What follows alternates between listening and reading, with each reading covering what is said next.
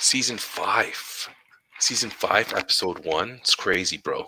We've done four seasons of this podcast. Something like 160 episodes, something like that. But what's the magic number? When do we get to celebrate? You know why we should celebrate? 206. Because we have 206. We have random bot company people asking us for favors, which are making it look like they're doing us favors. I don't know who's actually getting the favor, but it started with the Wisdom app reaching out to me.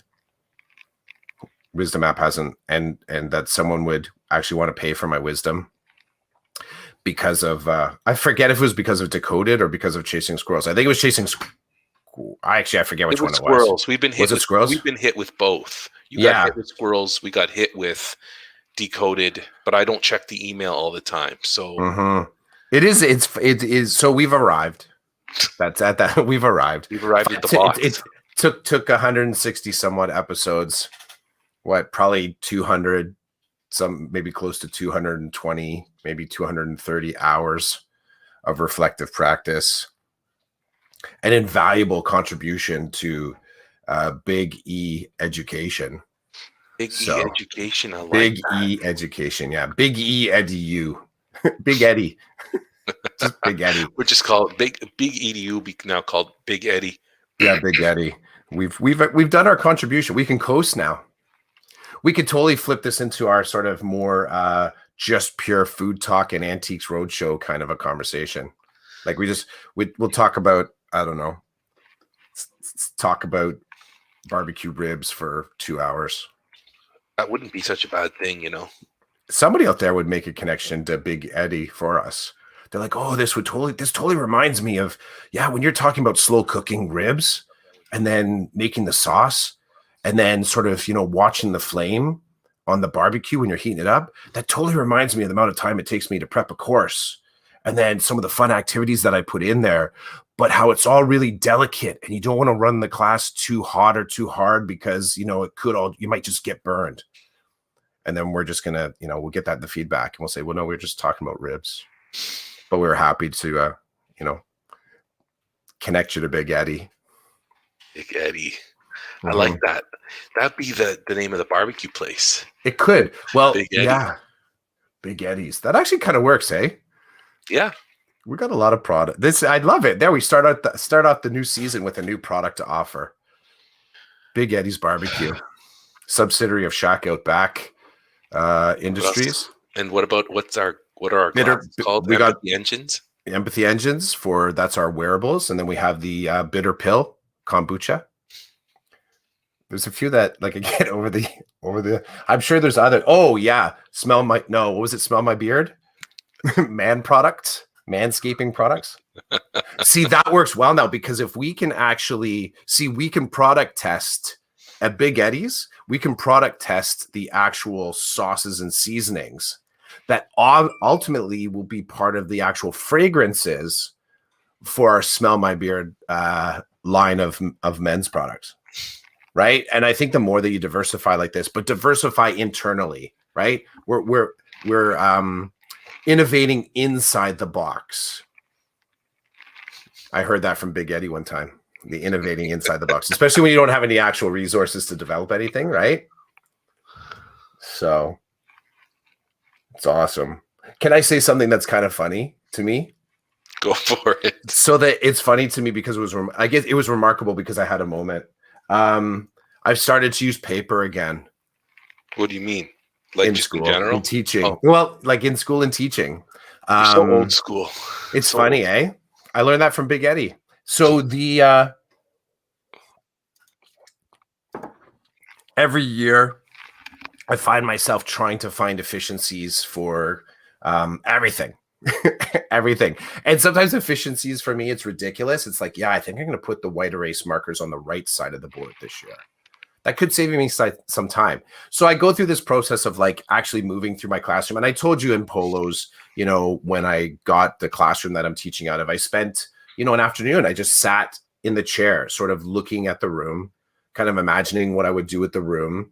Playing the game tape that I don't have yet, phantom game tape. How will this room benefit my kids? How will it benefit my practice? How will it be a representation of learning? And I just sat there and I thought it through. And one of the things that I do when I do that, I also imagine how I move through the space, how I'm going to use the space, how the space is going to sort of use me, because that does happen sometimes, right? So this process and gets a little bit messy, and sometime you have to just turn it off, right? It's like, okay, it's time to commit and actually start using something. And in the past, I've played with different methods of note taking, and so my communication log. I've used so many different styles, bud. Like, it's just I definitely have commitment issues with my communication logs. And just this year, it was funny. I had a bunch of when I first walked into the classroom, as I was culling and throwing stuff out because it was stuff that was left behind, and giving stuff away, repurposing, all that kind of stuff. I found a stack of just lined paper, no hole punch on it, and it's in a pad, so you sort of tear off the things. So I put that on a clipboard, and I started to use it just for my note-taking checklist as I went in there. I often use Google Keep as my kind of to-do checklist. So I'll transfer anything that's on paper or post a note to that to-do checklist, because I don't always need to have my notes with me, like all the notes that I take, but I like to have that checklist because I'll if I have a minute, I'll just pull it open and say, what do I need to take care of this week? And each Google Keep checklist is just for the work week. I only use it for that. So the 5-day week. So I always know kind of where I am in it. But those notes, I thought to myself, you know what? I'll start doing, I found a nice slim binder. The binder clasps work great. They're nice and strong. I found some page dividers that they're the plastic page dividers, not the old school, the multicolored ones that are all paper that we bought. I forget, Barrel. I don't know what the company is, but those ones that we would always get, there'd be like 3 sets of 5 in there. You get 15 of them. I found these dividers that actually had reinforced, the holes had that little bit of plastic on it to reinforce it. Those are premium. And I found in another drawer all the little rectangular pieces of paper. So, bro, I'm not having to cut these little pieces of paper to slide into the plastic divider. So you see it, right? I got into the kind of mode, wasted a lot of time, but I was like, this works. So now I have this like 1-inch binder. I have my communication notes organized, and it's on paper. And I sat there looking at it. Actually, dude, look it's right here. There's the kit. There's the kit right there. So there's my because I have some notes I have to move over. And as I'm putting this here's the thing. My end of day, pack up laptop, put it in backpack, leave. Now it's pack up laptop, grab my paper binder, and put it in my backpack. And this is new for me. You're laughing. You're laughing. You should be laughing. But I've come full circle with this. Like, how ridiculous is this? I'm actually excited about using paper for communication notes again. There's kind of things that I've learned. There's things that I thought were truths about notes when I first started teaching that I sort of assumed that would be notes about communication logs when I first started teaching.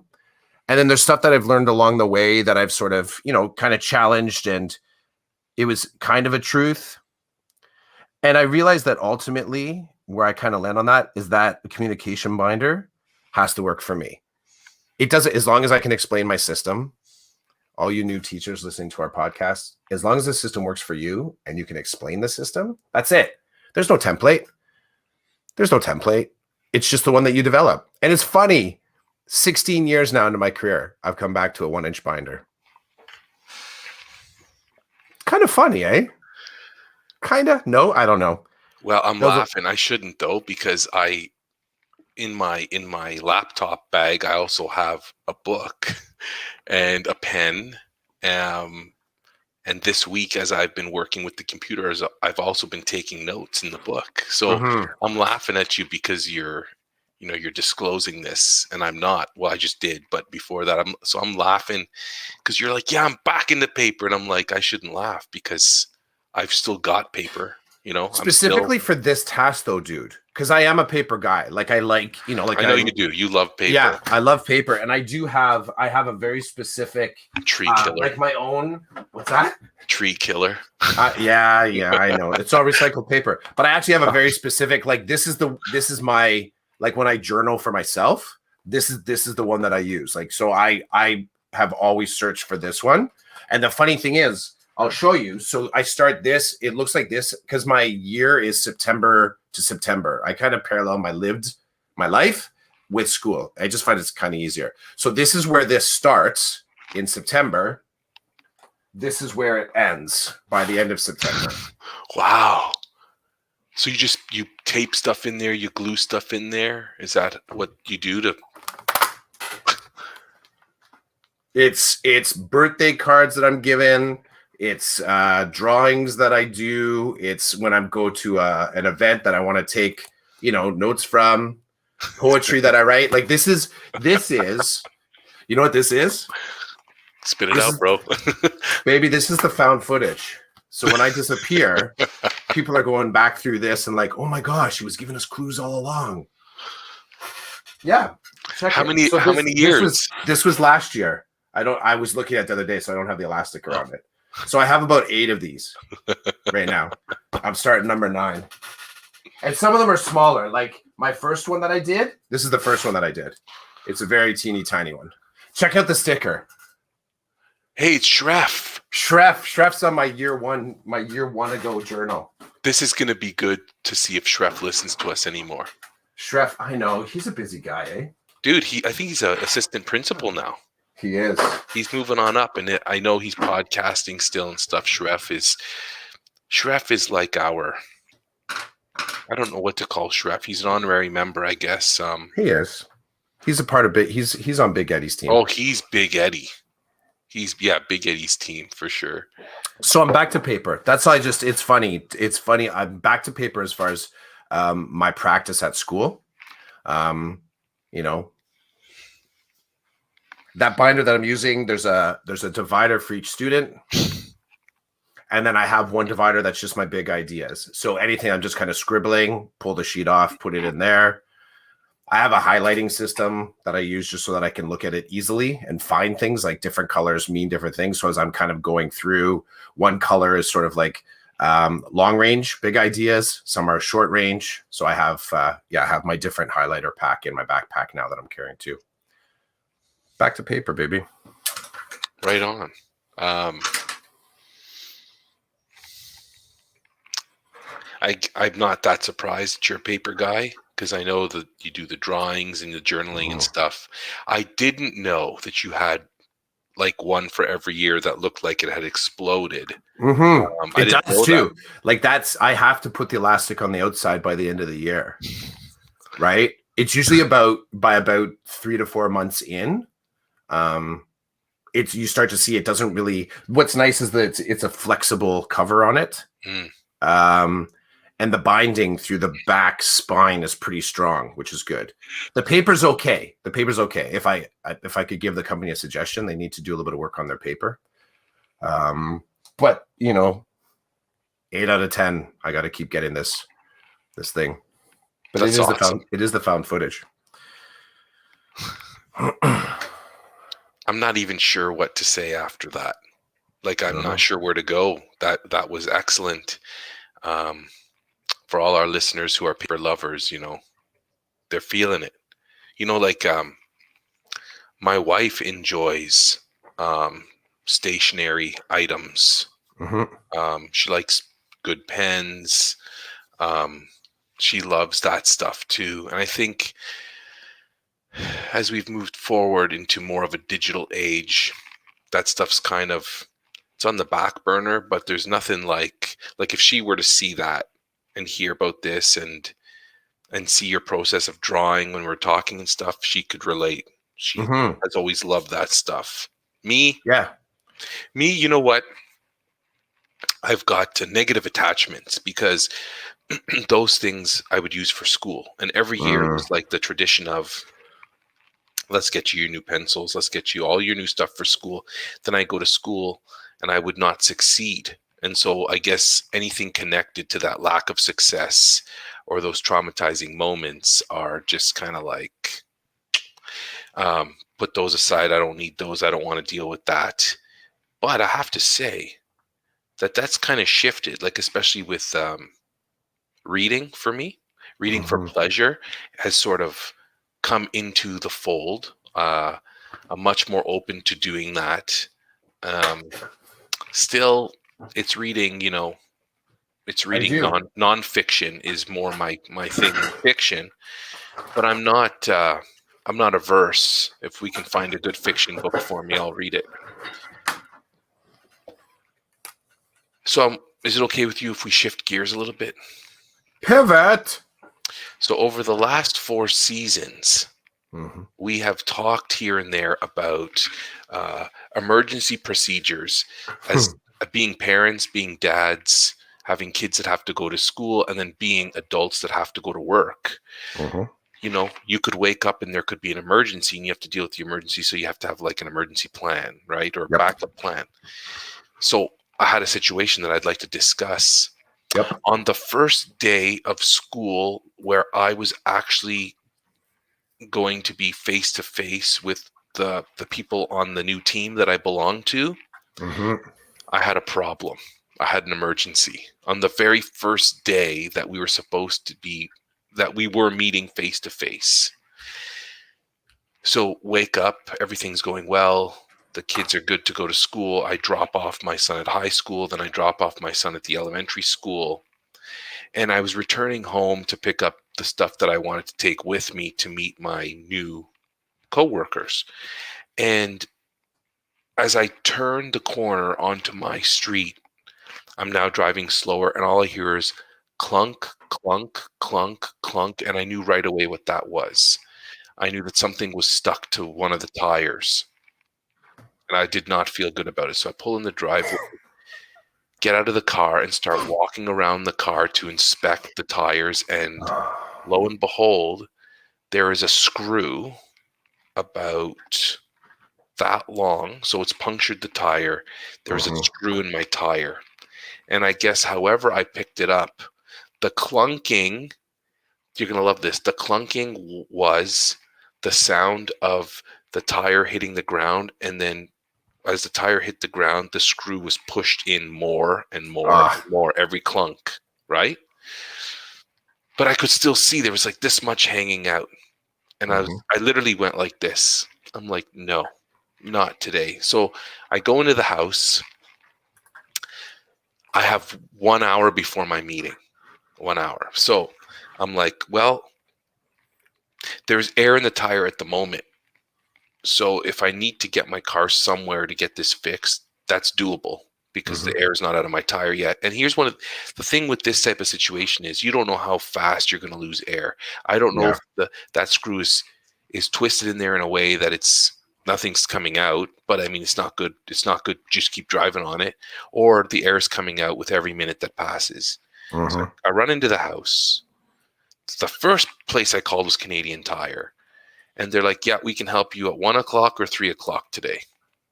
I'm like, dude, it's a 10-minute fix. You can't give me 15, 20 minutes. I roll the car in. Your guy or gal, sorry, or the human that's going to fix the tire doesn't just get like I know how to fix it, but I don't have the material or the time or the expertise like someone who does this every day. So I'm like, Hmm. you can't. He's like, no, I can't do it. I said, okay, book me in for 3. He's like, okay. And then I'm sitting there and I'm told, then I emailed my team and I'm like, listen, I know we're meeting in an hour, but I have a situation. It's a transportation situation. So um, I may not be there to start. I'm looking into fixing this sooner than rather than later. They both responded like, no problem. Take your time. Like, it's fine. Don't worry about it. Then it just hit me. Down the street, there is an automotive shop. It's like a mom and pa shop. So I'm like, you know what? They're going to be busy because every automotive place is busy, but I'm going to call and see. So I call. I'm like, they literally just open. I'm like, listen, this is my problem. There's a screw in the tire. As I'm talking to you, I don't know if there's any air left in the tire, but if I can get my car to your shop, can you help? She goes, it's a 10-minute job. Like, that's what she said. She goes, if it's just a screw in the tire, it's a 10-minute fix. I'm like, that's what I wanted to hear. What time do you want me there? She's like, can you be here in 30 minutes? I'm like, done. I'll see you. Hang up the phone, get all my gear together for work, go out to the car. There's still air in the tire. Good. Yeah. Get my car to the shop. I walk in. The lady's like, no biggie. We'll bring your and people were dropping their cars off to be left there for service. And I told her, I can't leave my car. I need my car. I need to be at work as soon as I can be at work. She's like, no problem. I come in, give them the keys. They pull the car in, and I can see all this happening. And they pull the car in, they get out, they come look at the tire, they can see it right away. And it was, I guess, the way that the car was pulled in, they just got lucky. The orientation of the tire was that the screw was right there in front of them. They could just do all the work without even having to put my car on a hoist or whatever. So she goes, okay, it'll be done in 10 minutes. 10 minutes later, I've got my keys, I've paid. I get to work a couple of minutes before the meeting's supposed to start. And my partners are like, what's going on? I'm like, it's all good. It's all good. It got fixed. They're like, how did you get it fixed? And so I explain. They're like, that's awesome. And I'm literally dying inside. That it just hits me that now my car is my office. My car, I knew my car. Like before, I could have just begged someone. I could have, you know what? If I was still working at the school I was working at, I literally could have gotten on my bike and rode to work. It would have taken me 15, 20 minutes, but I would have gotten to work for the bell. That's how crazy that is. I would have been able to get to work still. But now my job, I'm working at different schools all the time. So I need the car. I need the tires to be well, you know? And it brought me a little bit of anxiety thinking, what happens if one day my car needs a repair or something? What do I do? And it's like, well, that's not my situation now, so I'm not going to give it any more thought. But see, I would argue it's good to give it thought. You're not willing it into existence, right? And I think this is sometimes the trap when it, we fall into with emergency plans. And I mean, part of it is maybe it's the fact we call them emergency plans. Why not just call them plans, right? Because that's how life works, right? We call them emergency plans because we like to sort of be able to push them to the shelf and say they'll never happen. But if we just call them plans, then you've got them in place for, like, you put it this way. I'm sure right now, actually, as of last year, I'm pretty sure you leaving your plans on your desk in the case that you woke up sick the next day was no longer an emergency. It was process, right? It was no different than checking that the chairs are pushed in, checking that, your whiteboard is erased, whatever that is. It all just becomes part of the process. It becomes part of the work. So it's no longer an outlier. It no longer inflames you. It no longer sort of lights you up. And I'll go one step further. I'm going to guess that probably those plans never really were that far from your desk, so that if you needed to tell someone, it should be dead center of my desk. But if not, it's right on the left side beside the monitor. So they'll be in one of those two places. But that's the power of just making good plans. And I think also embracing, it's not a what if. There's no what if in this. It's the what is. And you've said it. Your office now is your office. Your extended office now is your vehicle. So now you change priorities, right? Now you might have a process where at the end of the day, you're just taking one extra look at the tires. At the end of the day, you're just checking, do I have enough gas, right? This becomes the process. It's no longer emergency. It's a shifting of priorities. And it was funny because with your job shift, I was curious about what because you and I have had for the last 4 years, very similar bags of work and very similar emergency plans. And I feel in a lot of ways, both of ours are diversifying now because of our changed portfolios. And the way that my school board now is sort of set up with our hybrid learning, I have to look very differently at what my plans are. The plans that the plans that I would use, my plans that I would use if I am not able to attend work that day. So I'm wondering, it's a small thing, but maybe we need to shift away from that emergency plans jargon and just call it, these are the plans that are used if I'm not here. It's still my plan. It's still the class plan. It's just the plan without me being in direct connection with it. So yeah, I dig this. I like this because I think there's value to thinking it through. Because there's no assurance that it will happen. There's no assurance it won't happen. But wouldn't you like to have a plan? I like that you said you could ride your bike before. I could get on my bike and I could ride to work. Yep. But I can't do that anymore. So I guess this is a tough one. It's a tough one, and I'll tell you why. Because I'm not gonna. There's a couple of things I could do, but I guess worst comes to worst, car won't start, or got a flat tire. The cool thing is that before I would have. Now I don't. If I need to call in a supply, I don't have to call it. I never need a substitute teacher for the job I'm doing. It's not necessary. I just can't be where I'm supposed to be, which sucks. But I felt a relief of, well, I'm going to be late for a meeting, but I'm not going to be late to deal with a classroom full of kids. And there was some relief there. Because that panic of, I can't get to work, that initial, I need to fix this or else I'm going to be stranded. Like I could have driven to work, but then I would have had to deal with this at the end of the day. How do I get my car home? Where am I? If I can get air in the tire and it'll stay in, where am I taking the car? And it's going to disrupt. It was going to be disruption regardless. Is the disruption going to happen at the beginning of this problem or at the end of this problem? It's one or the other. It's going to happen. And I chose to have it disrupt the morning rather than the afternoon. But again, I didn't want to be stranded, right? That would have, I didn't want my car somewhere else and have this issue. What I love in this is that you have a plan now. That's all that's all my brain just, I'm like, dude has a plan. Dude has a plan. I don't know if it's good, but it's a plan. No, absolutely. So here's the thing, though. You now have a relationship with this small garage.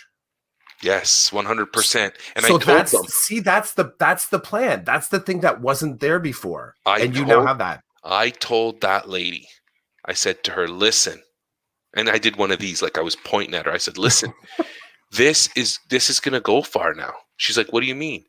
I said, who do you think I'm going to call the next time I have an issue with my car? And she smiled. She was wearing a mask, but I could tell by her eyes she was smiling. Yep. I said, I really appreciate this. Like, you guys did me a solid. You did. I said, I called Canadian Tire. They wouldn't even, they're like 1 o'clock or 3 o'clock. I'm like, dude, it's a 10-minute job, 1 o'clock or 3 o'clock. So I said to her, I can really appreciate coming to your place. And, I know you guys, I see all the cars out there. I know you guys are loaded for the day, but you could take 10 minutes. You're going to fix somebody else's car. It's going to take 3 hours. So, okay, it's good. That car's gone for half a day. Nobody's expecting that car to be ready until like 2 o'clock today. So you can afford to give me 10 minutes to fix my simple repair. And she's like, well, really glad we could help. And I said, well, I'm going to lean on this. The next time I need something, I'm going to call and say, hey, it's me again, the tire guy. Can you help me? And it was funny, like, I didn't ask what it would cost. I was just like, tell me what I owe you. I'm not in a position. You knew what you're asking for. You know exactly what you're asking for. So you sort of say to yourself, in this particular case, I need it fixed more than I need to save money. Well, 100%. Right? So 100%. I love it. I love this story. It just, I do. I love it. It reminds me, remember, it's sort of like when I was, I mentioned to you about when I was going on the trip and me working through my thinking because I had a moment where I thought I had forgotten my medication at home. And I was working through the easier plan would be, let's turn around and go back or pull over, which would, bruise my ego. And I'll admit it, that's a thing sometimes, hard to deal with. So this was not unlike yours. Yours was not of your making, the mistake, the error, the breakdown. Mine was.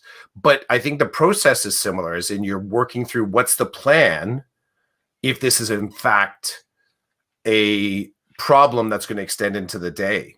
So I was trying to project through, who do I talk to when I get to my destination so that I can get a temporary amount of medication. It did so happen that one of the coffee stops I was able to check, and I was able to correct and, make the difference. But it's, you don't,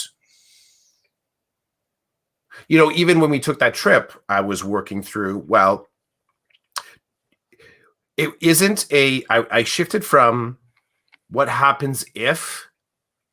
That's a really, for me, it's become a bad way to create plans. I don't spend so much time on what happens if. It's anxiety inducing. It's distracting, and it sometimes keeps me from going to where I need to be. Whereas, so when if I blow a car tire, do I know how to change that tire? Do I know how to use my mobile phone to call someone? Do I know how to organize my family if I forget to stay at the side of the road? Do I know how to access my funds? Like, these are the sort of functional pieces of planning. And I find more peace being there. And I'm actually, maybe we talk about this next week. I've really shifted away from the what if in classroom management, in communication with parents, in sort of professional development. And I'll go back to me using paper. I didn't deal with the what if, what if I need to access my communication notes and I've left the binder at work? Well, there's no what if there. The answer is keep the binder in my backpack when I leave work. Like, that's the clear, simple, sort of straight solution. And I'm trying to get more and more to those spaces, I think, because I actually do kind of enjoy, I've realized more and more, I enjoy making plans, but I'm trying to take the superlatives off it, like, emergency plans, or, in case of getting hurt plans, like, trying to take that off. It's just plans. And I totally look forward to the conversation when you have another version of one of these, because this one, as you said, was like meetings with colleagues. So you can professionally negotiate when that meeting would reoccur. I'm looking forward to your plans when you've spent a month setting up and structuring different systems, and then you have a day when you're not able to participate in that. And I'm not talking about automation here. I think when it comes back to relationships and your efficacy with the tools that you have. So how do you reach out and communicate with the people? How do you reorganize? How do you maintain momentum? And sometimes that's an important thing too, especially if some of the deliverables that you have are deadlined in a way that, the thing just has to be done. So I dig it. You reminded me when you talked about my classroom, and you're so right about my emergency plans. Literally, at the end of the day, I had a process. Close the binder, move it over, grab the plans, put them right there. And I've over the years, I've been saved by that process. I've woken up sick, or I've woken up and my kids were sick, and I'm like, well, I guess I can't go to work, but everything's ready, for someone to walk in.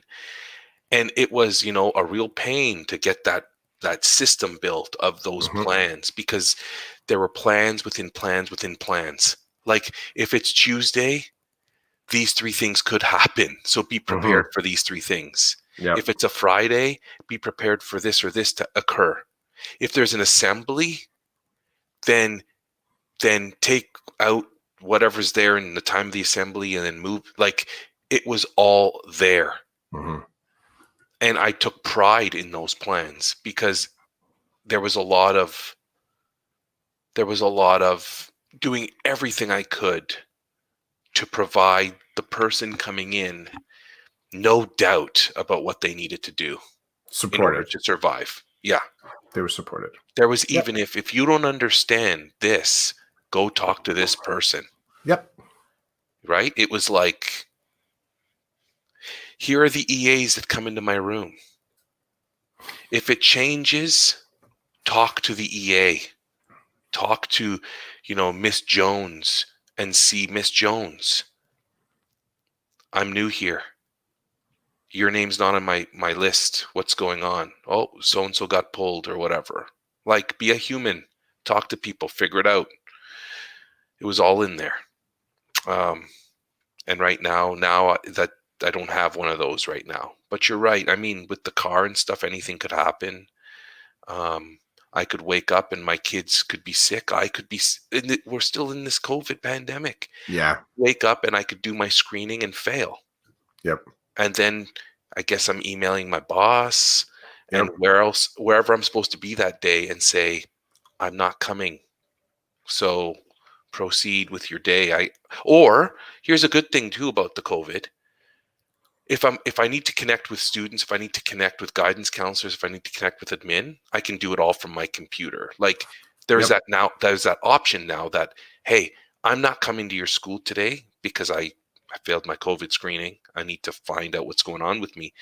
But we can still meet at 9 a.m. It's just going to be a Teams meeting. I'm not going to be there face to face because I'm not supposed to be in your building. I'm not supposed to be anywhere until I figure out what's wrong with me.